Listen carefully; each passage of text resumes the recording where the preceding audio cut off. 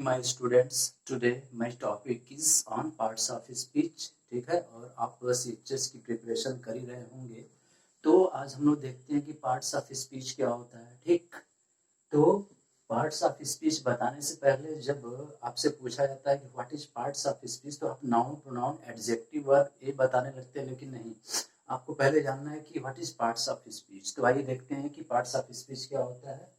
और यहाँ first I will write the definition of parts of speech. तो देखिए होता क्या है, when we speak we use words and the words are divided into different parts is called parts of speech. Parts of speech.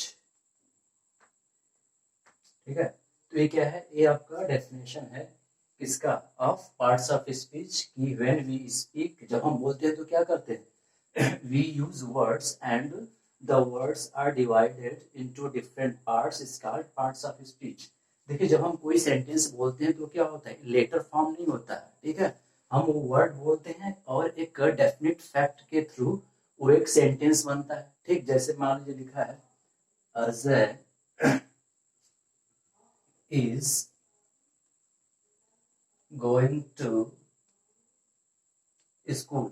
ठीक है, तो ये आपका क्या है, दिस इज अ सेंटेंस। ठीक है, तो इसमें एक अजय एक वर्ड है, ए एक वर्ड है, ए भी है। ठीक है, और हालांकि ए भी है लेकिन पार्ट्स ऑफ स्पीच के अंतर्गत ए अलग है, प्रीपोजिशन है, और ए भी है आपका। ठीक है, यानी देख रहे हैं कि अलग अलग वर्ड यूज किए गए। हालांकि प्रीपोजिशन में कोई फिक्स मीनिंग नहीं होता, लेकिन स्कूल का एक फिक्स मीनिंग है, गो, इज, अजय। ठीक, तो ये सब अलग अलग वर्ड है और ये मिलकर क्या बने हैं आपके, ये बने हुए हैं सेंटेंस यहाँ पर। तो अलग अलग वर्ड है। ठीक, तो ये सेंटेंस बना है, यानी जब हम बोलते हैं तो क्या होता है, हमारे माउथ से वर्ड्स निकलते हैं। ठीक है, वो लेटर नहीं निकलता है। हम ये नहीं बोलेंगे A J A Y I S G O I N G T O and S C H double O L, ऐसे नहीं। यानी इसका एक मीनिंग तो एक सेंटेंस हो गया आपका, लेकिन सेंटेंस में क्या है, ये सब वर्ड्स इंक्लूड किए गए हैं। तो देखिए बोला है कि जब हम बोलते हैं तो क्या करते हैं, वर्ड का यूज कर लिए। ठीक है, सेंटेंस भी बन गया। तो ये जो अलग अलग पार्ट में है यही आपके क्या है, पार्ट्स ऑफ। जैसे कि ये अजय क्या है, इतना आप कॉन्सेप्ट जानते होंगे, ये नाउन है। ठीक, ये क्या हो गया आपका, वर्ब है, ये भी वर्ब है। ठीक, अब दो दो वर्ब आए हैं, तो इस यहाँ पर आपका क्या है, this is helping verb, this is main verb. अब ये क्या है, प्रीपोजिशन आया हुआ है, एंड दिस इज क्या है, ये आपका नाउन आया है। अभी मैं सबका अलग अलग डिटेल में बताऊंगा, लेकिन ये होता क्या है, first I am telling you about this. तो देखिए नाउन है, दो वर्ब आए हुए, यानी नाउन आया है, वर्ब आया है, प्रीपोजिशन और फिर नाउन। यानी इसमें कितने पार्ट्स ऑफ स्पीच का यूज हुआ है, यदि आप ध्यान देंगे तो तीन पार्ट्स ऑफ स्पीच का यूज किया गया है। एक नाउन का यूज किया गया है, ये भी नाउन है तो एक ही बार काउंट करेंगे। ठीक है, फिर हमारा क्या है, ये वर्ब का यूज किया गया है, फिर क्या है, फिर प्रीपोजिशन का यूज किया गया है। ठीक है, तो कहने का मतलब कि एक ही सेंटेंस में कभी भी 8 पार्ट्स ऑफ स्पीच इंक्लूड नहीं हो सकते हैं। ठीक है, यदि नाउन रहेगा तो उसका क्या होगा, प्रोनाउन नहीं रहेगा। ठीक, उसी तरह से अलग अलग होता है, कोई भी ऐसा सेंटेंस है जिसमें कि आपके 8 पार्ट्स ऑफ स्पीच इंक्लूड हो सकते हैं। ठीक, तो आगे आइए देखते हैं इसमें। अब देखिए इसमें आगे ए, आप जानते हैं कि 8 पार्ट्स ऑफ स्पीच होते हैं इन इंग्लिश लैंग्वेज। वैसे हिंदी की बात करें तब भी क्या होता है, वहाँ पार्ट्स ऑफ स्पीच को हिंदी में बोला जाता है शब्द भेद, और यहाँ पर हम लोग इंग्लिश के थ्रू देख रहे हैं। ठीक, तो ये होता है पार्ट्स ऑफ स्पीच। इंग्लिश में देखिए आपका टेंस और एक क्या होता है, पार्ट्स ऑफ स्पीच। ये इंग्लिश ग्रामर के लिए क्या होते हैं, बिल्कुल बैकबोन होते हैं, जिसको कि रीढ़ की हड्डी कहा जाता है। क्योंकि कहीं ना कहीं क्या होता है कि इसका नॉलेज हमको गेन करना होता है। ठीक, तो आप जानते हैं कि 8 पार्ट्स ऑफ स्पीच होते हैं, noun, pronoun, adjective, verb, adverb, preposition, conjunction and interjection.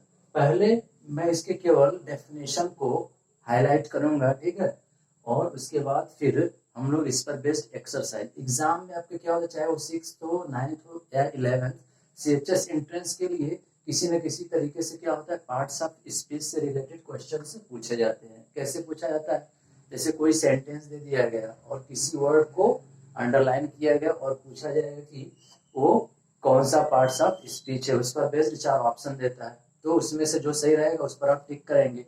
तो तभी आप टिक कर पाएंगे सही जब आपको ये पता होगा कि क्या होता है। नाउन के आप देख रहे हैं कि सबसे ऊपर क्या है, नाउन, ठीक है। तो देख लेते हैं कि नाउन क्या होता है। तो नाउन का डेफिनेशन आप जानते भी होंगे, यानी कई तरह से नाउन का डेफिनेशन बनाया गया। क्या होता है, noun is the name of any person, place और थिंग। ए सिंपल डेफिनेशन दिया जाता है, या कुछ लोग और भी सिंपली क्या बोल देते हैं, नाउन इज एवरीथिंग। यानी कहने का मतलब जिधर भी हम देखते हैं वो सब के सब चीजें क्या है, नाउन के अंतर्गत आती हैं। जैसे मैं इस कमरे में आपका क्लास ले रहा हूँ, ठीक है, तो यहाँ पर क्या है कि इसमें जितने भी ऑब्जेक्ट्स हैं वो सब के सब नाउन है। मेरे हाथ में क्या है, this is the marker, this is also what, this is the noun, ठीक है, मैं भी नाउन हूँ। लेकिन क्या होता है कि कैटेगरीज अलग अलग हो जाती है, क्योंकि मार्कर का फंक्शन क्या है और मेरा फंक्शन क्या है कि इसमें डिफरेंस है ना। मार्कर जो काम करेगा वो मैं नहीं करूंगा और जो मैं करूंगा ये नहीं करेगा, ठीक है ना। तो आइए देखते हैं पहले कि डेफिनेशन क्या होता है। जैसे बोला गया कि एक सिंपल डेफिनेशन लिखते हैं, noun is everything, noun is everything. लेकिन ये क्या है, उतना स्टैंडर्ड आपका डेफिनेशन नहीं है, ठीक है, इसको इरेज कर देते हैं बाकी, क्योंकि नाउन समझाना है। तो देखिए केवल दिखाने के लिए था कितने होते हैं। तो पहला है नाउन, नाउन इज एवरीथिंग, या इसका और भी सही डेफिनेशन ओ आर करके हम क्या लिखते हैं, noun is the name of any person, place और फिर क्या लिखते हैं, थिंग, ठीक है। तो 3 चीजें आप देख रहे हो कि इस डेफिनेशन में क्या है, पर्सन, प्लेस और थिंग। पर्सन में क्या है, जैसे मान लीजिए पर्सन में मैंने लिख दिया अज है, इसी के नीचे लिख रहे हैं पर्सन।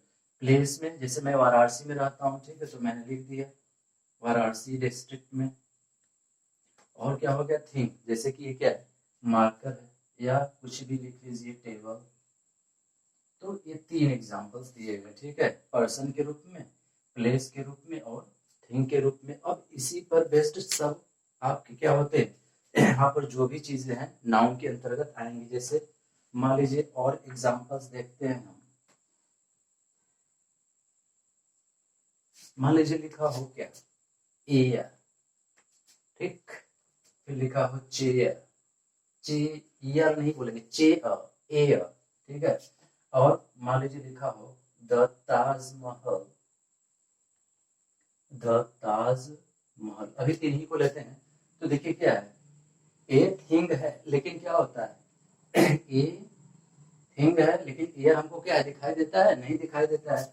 यानी ये किस फॉर्म में है, ये हमारा इनविजिबल फॉर्म में है। लेकिन जो इनविजिबल होता है वो भी क्या होता है, नाउन के अंतर्गत आता है। चेयर को हम देख सकते हैं, द ताजमहल जो है, ठीक, ये क्या है, एक बिल्डिंग के अंतर्गत है, यानी इमारत के अंतर्गत है, अंडरस्टैंड।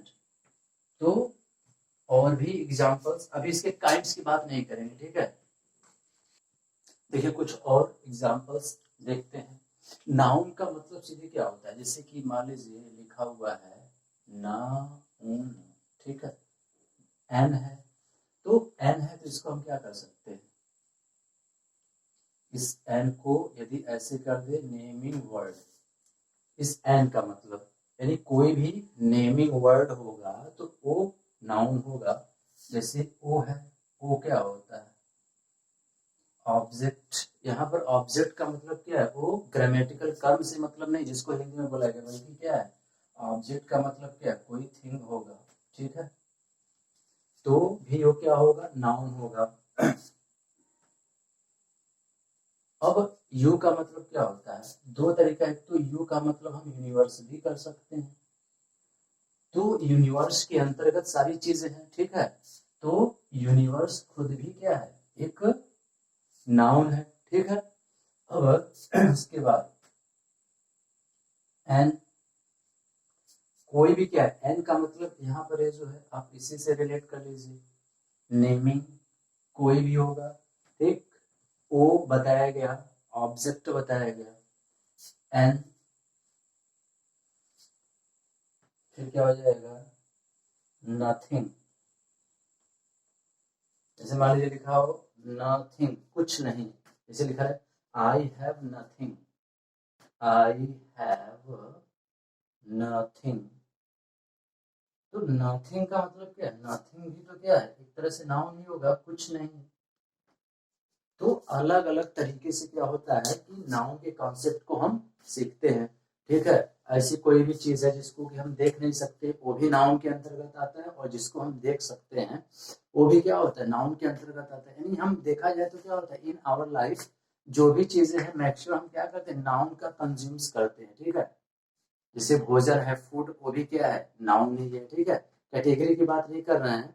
तो और जो मोबाइल फोन है यानी इलेक्ट्रॉनिक गैजेट्स है, वो भी क्या है, आप सब क्या है, वो नाउन के अंतर्गत ही आता है, ठीक है। तो आज के लिए इतना ही, अगले वीडियो में पार्ट्स ऑफ स्पीच पर और हम लोग डिस्कस करेंगे। तब तक के लिए थैंक यू।